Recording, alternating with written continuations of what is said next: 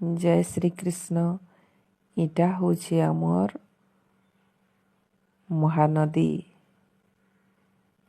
पूरा पैन पाखे पलैलान आ केते सुंदर दिशुचे। देखो एटा 12 पहाड़े पहाड़ जिन दिशुचे एटा 12 पहाड़े आ इटा महानदीर पैन पूरा पाखे पलैलान बहुत सुंदर दिशुचे। डोंगा मान रखिछन माछ मारी जिबार लागि। आमर गाँ पाखे डोंगा नद बादल पैन केते सुंदर दिशुचे। पूरा नेचुरल ब्यूटी एंजॉय।